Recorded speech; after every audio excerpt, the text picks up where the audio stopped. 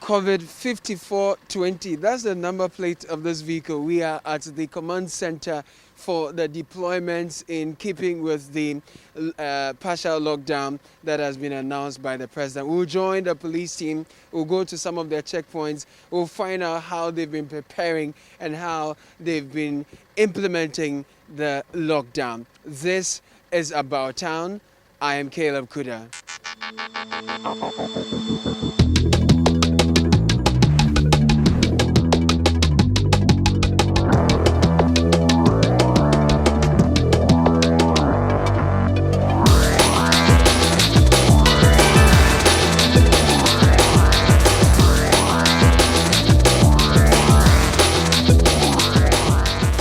We are heading out of the National Command Center. We are visiting some of the checkpoints in town to find out what the preparation levels are, what the security officers look out for when they meet you, and then generally to check on some of the officers too, because it's midnight now, and while you may be sleeping, they are up guarding the soul and destiny of this nation, all against COVID-19. So this is the Akwaje interchange again. We are back here, beautiful murals again, but we don't get to come out to admire them, not today, much later, hopefully, when COVID-19 is fought and defeated. But we are going through town, following the police. Now there you see it, COVID 5420. That's the number plate of this special vehicle that has been allocated for the works of the police when it comes to keeping the security and enforcing the lockdown. So that's what it is over there. We are going around the city to bring you up to speed. We just went past some police officers who are here. We will try and speak to some of them and find out how they're doing.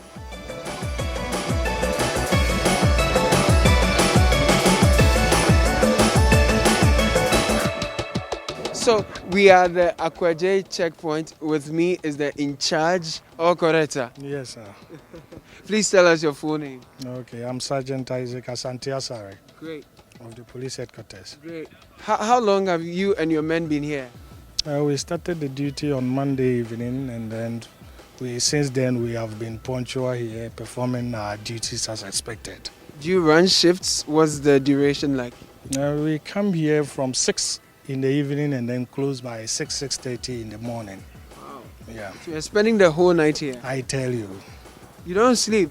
When we were coming, it was around 10. Your men were standing. It's past 12. You're standing. Yes, because I, together with my men, coordinate the duties such that at all times we are alert, so that we will be able to at least pull up some surprises on people who might think that at that time we might be somewhere. But we always make sure that we are alert on duty, so that we will be able to take people by surprise. Good. So what are some of the experiences you've had so far with civilians that you would want the people to know and probably refrain from? And what are some of the good things that you want to encourage? Since we started this duty on Monday, I realized that sometimes when we stop them and we want to question them a bit, some of them are very apprehensive. They don't understand why we delay their time. But that has resulted in us making some few arrests here, in the sense that sometimes you might think that the passengers on board are just as you are without any evil intent. But surprisingly, some of them we happen to find some implement of which the drivers were not even aware that passengers had this sort of implements with them. And then yesterday, for instance, whilst we were here, there were some bars that were passing by. So we decided that no, we will try and find out really where the bus is going.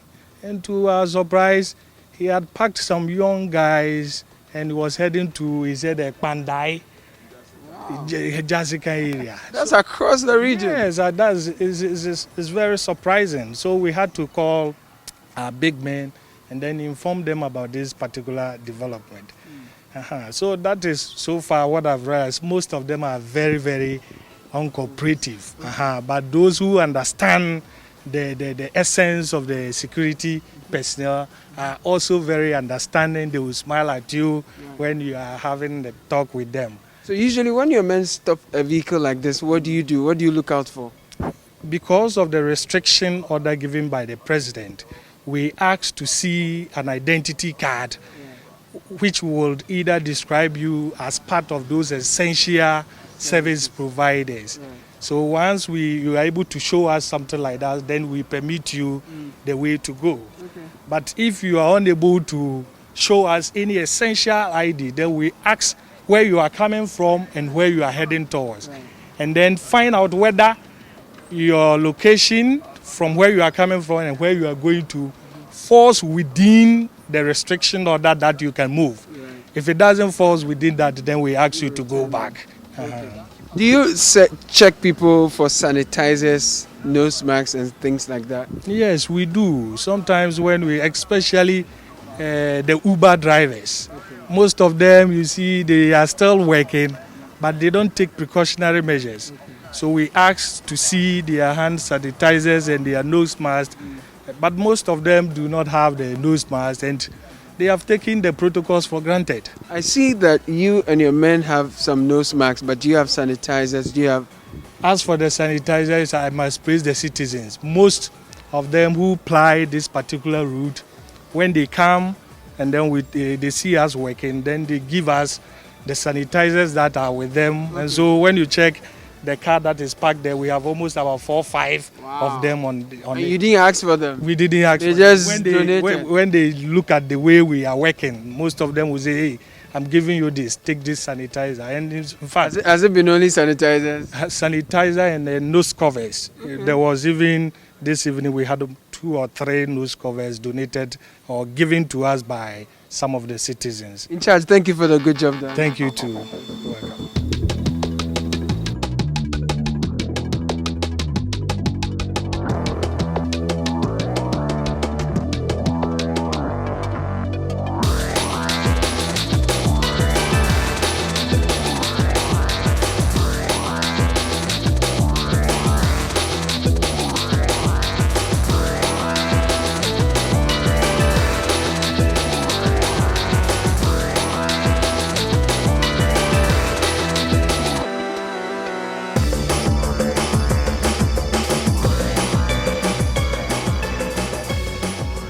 We are heading towards 37 now. We've gone past the Jubilee House. Ahead of us is one of the vehicles from the command center. We are patrolling the city and checking on the checkpoints where the police are guarding the nation even at night. We want to see what is ahead of us at the next checkpoint and see if we can interact with the police, and if we find any motoring public, any of the motoring public, we'll try and listen in to conversations and find out what happens when you meet the police, especially past midnight like this. So that's the 37 Military Hospital we've just gone past on our left-hand side. We're getting close to the traffic light. So it's night. I mean, around this time, typically, you wouldn't find a lot of traffic, you wouldn't find huge volumes of traffic, not even moderate levels. So the traffic we see here cannot necessarily be due to the lockdown around this time. But wow, that's a military man right there. That's a checkpoint. So coming from the airport bypass, hitting 37, you see a military man at a checkpoint over there.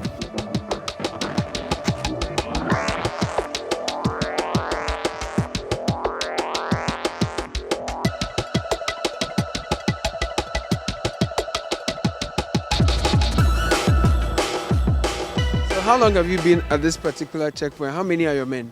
We are 5 in number. How long have you been here? We've been here since 6 p.m. yesterday. Oh, okay. And what time are you closing? We are closing at 6 a.m. today. Interesting. Tell us about this particular checkpoint and the kind of encounters you've had so far. In fact, our checkpoint here, we are not facing any challenges. The only challenges are that some of the taxi drivers used to convey food vendors to their stations. When you ask them, they said they are going to sell food and other things. That's the only challenges we are facing here. Okay. Yeah. But then, as much as there are health implications for people to use taxis to carry food and all of that, food is also classified as one of the essential services, and people must transport them anyway. So how do you handle it? Well, once they are going to sell food, we normally give them the opportunity to go and do that. Yeah. Has any of your men had, occasion to have any banter with any of the civilians? No, not at all. There's not been a point you've been provoked to maybe stamp your authority or anything? Not at all. The passengers and the drivers, they are all compromised with the director. So when you find the drivers, what do you typically check? Well, we normally check their identity cards because some of them the president has given essentials. So if we check you and you are not having ID cards, we either let the driver alight you so that we get you another vehicle to go back to where you were picked from. Yes.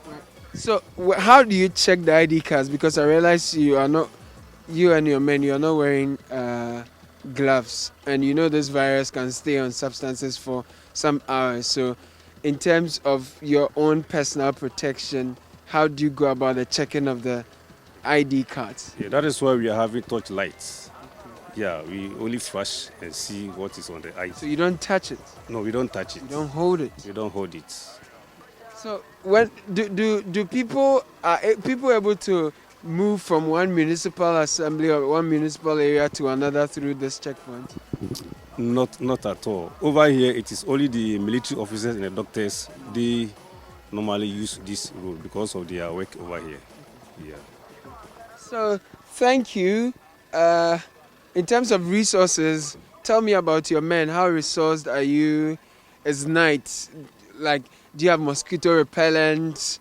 How are you protecting yourself? No, as for mosquito repellent, we don't have it. So we are managing it.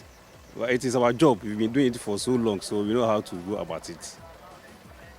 Okay. So do you have water? Do you have some beverage? Anything to keep you going? What do you have? Yes, we have water.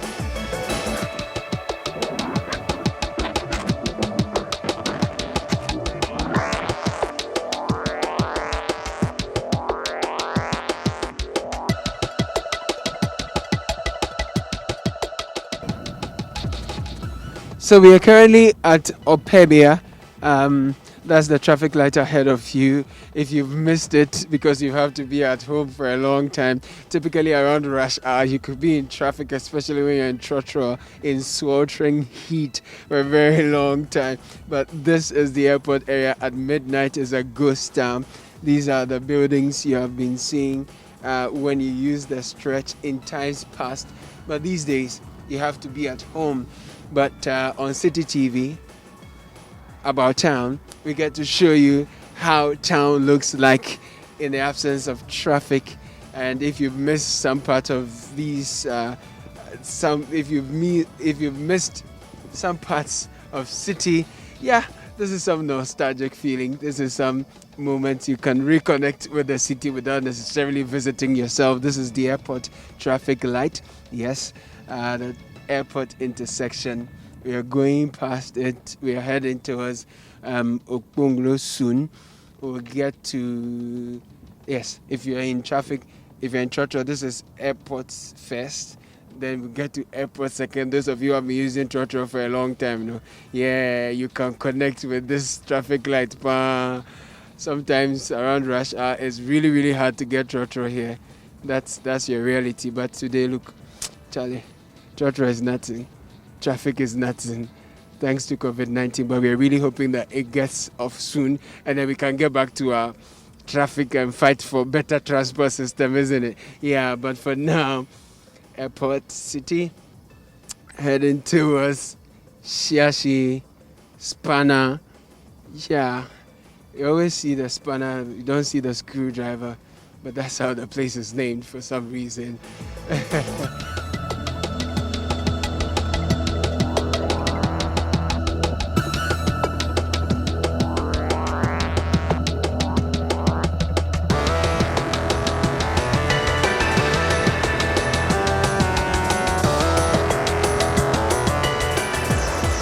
We've gone past Shiashi and Spanner.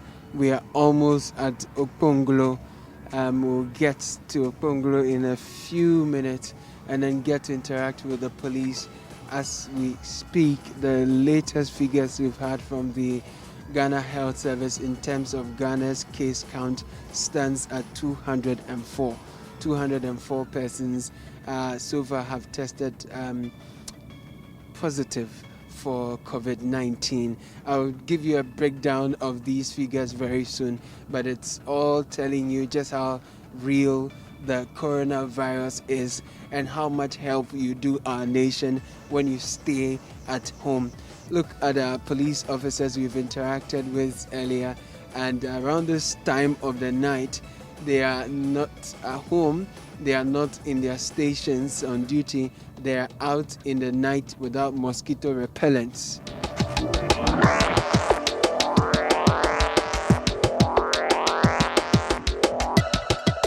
What we do is we stop or we prevent vehicles from going to town, especially the urban buses and other vehicles. Yes. Have you had any encounters that were challenging for you? So far, we have not encountered any difficulties in our duties here. Now, it's past 12 midnight. I know this is your duty, this is your calling, but let us have a feel of how it is like to be on the streets around this time when families are probably at home. Usually, what are some of the thoughts that go through your minds and that of your team members? This is part of our normal duties. As police officers, it's part of our training. We're trained at the depots how to perform duties of this nature. So we are not feeling anything. So what are some of the adapting measures you use to get this exercise through? When we are at the depots, we perform duties of this nature. We go to our officers' bungalows. We also go for snap check duties and others. So performing duties of this nature is normal for us. Yes. So when you stop people, like I've seen this one stopped, yes. What do you do? Okay, so let's go there quickly and find out what is happening there and continue.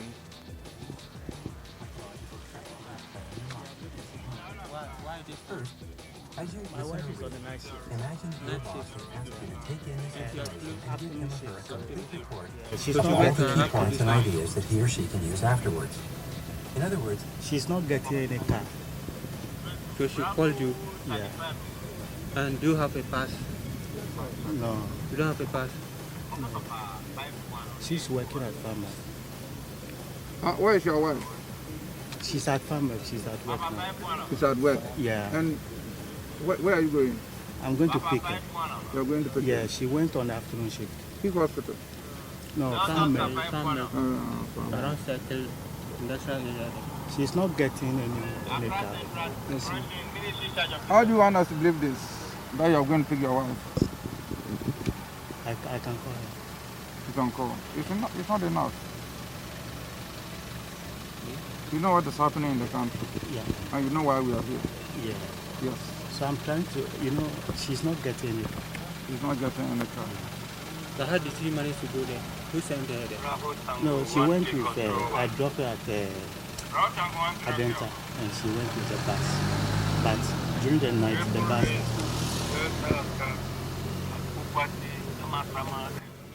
Where do you work? me, I work at Can you identify yourself?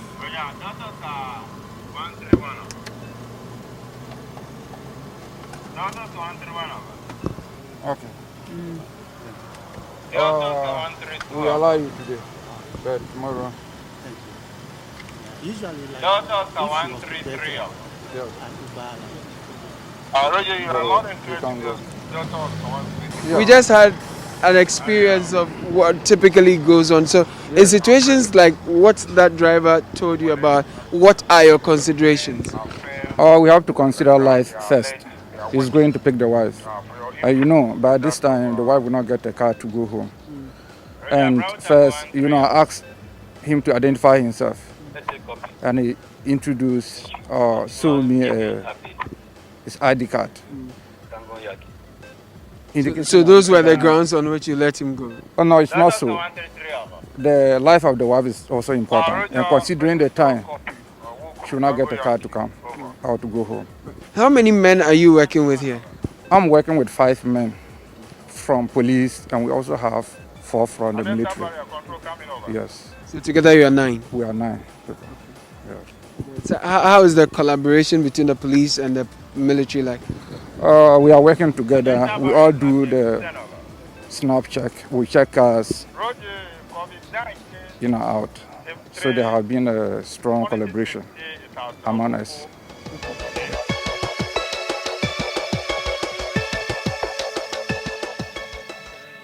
We have come to the command center here at the police headquarters to see for ourselves how the whole team is coordinated and put together. So let's take a look.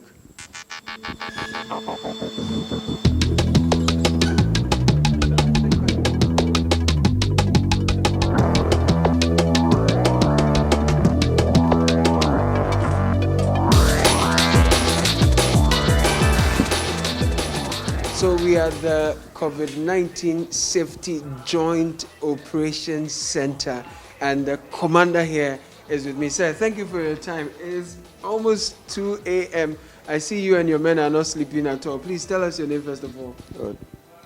Chief Superintendent Raymond Kwame Adofim Ali. I'm the commanding officer of the Police Counter-Terrorism Department.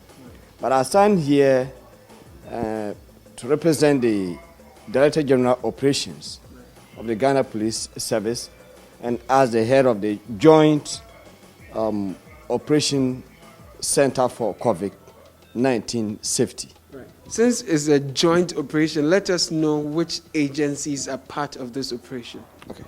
This is a center that is to manage the security aspect of the operation in support of the Ghana Health Service, which is the lead agency in the fight against COVID-19. And so it's made out of all the agencies that serve under the national security, and that is the Ghana Police Service, the Ghana Armed Forces, the Ghana Immigration Service, the Ghana National Ambulance Service, the Fire Service, the Bureau of National Investigation, then the NADMO, that is National Disaster Management Organization. And so these are the teams that constitute the Joint Operations Center. Very well. Give us an idea of how your operations are like. I see you have a whole chart here on your board. How do you deploy your men? As I earlier on said, this is a coordinating center that links the regional operation center, because this same team is replicated at the regional level, that is at the RESEC level, down to the DISEC district level. And so when situations occur down at the district, they escalate to the regional, then where they cannot handle, or even when they are able to handle, their information come up here, and then we escalate that to the National Emergency Command Center, which is at the National Security Coordinating Secretariat. On daily basis, this situation room here monitors the field operations, also go on social media, look at the global picture of the pandemic, and then analyzing that and giving that information before officers, supervising officers go down to brief men for the duty of the day. And so the information we have here plus what will be sent down to us from the National Emergency Command Center will is what we feed on to the supervising body to brief the men who will be going to duty on each day. So, for example, we've had situations where some borders our borders are closed, but some persons have tried to come in, and we've arrested them. Some of them tested positive and all. I see you have some charts here, and I really would want you to use this to explain to us how your operations happen and how you're able to, apprehend some of these people who try to infiltrate our borders. Yes. So the information you see on the board here represents some of the incidents that have occurred and have been reported. And so we have the incidents, we have the location where they occurred, we have the action taken, and then we have the organizations that actually attended to the incident and the remark, that is the feedback. Okay. When they attended, what happened. And as I said, this tells us where we should put our attention, and this also informs us what next decision should be taken. We've had a couple of complaints where people say they call the numbers, but they are not able to get through. Is it that there are too many people trying to call, or what could it be, and what answers do you have for persons who try to call and they not get answers? Look, on a normal operational day, at a call center, you can sometimes receive quite over even 7,000 calls. Now, you go into these calls, and you have just about 50 of them being true calls. Majority of them being planned calls. I had the opportunity of witnessing something yesterday where a child called at about 8 a.m. asking for credit for the parents because there's a lockout. You have someone calling to ask the police officers there whether they have eaten. And a whole lot of things. Things really happen there. And so it is not all, when you have all these calls coming, you can be sure that you have calls waiting. Now, the system is such that when the calls come too much and hit the console at the main center, these calls are transferred to the other centers outside the main center. And there are so many call takers who will take these calls. So when the call comes and wait for some time, it drops. And that is why people normally say that the calls are not going. It is because they end up queuing. So if people are well educated and people become disciplined enough, not just to call and joke, not just to call on minor issues, not just to call on issues that neighbors could have solved, then we would have been reducing the planned calls, we would have been reducing calls queuing, and that would have allowed the operatives to receive more genuine calls and deal with them. Again, these planned calls even end up making us sometimes waste fuel and go to a place only to realize that some of them are either attention diverters or, they are just things that are meant to waste police time. Our time now has been given to attending to those that we have laid our hands on as being genuine. But this is being worked out with the BNC, the Bureau of National Communication. That their attention has been drawn, and we are working seriously on that to identify planned callers. And when these are identified, they are blacklisted.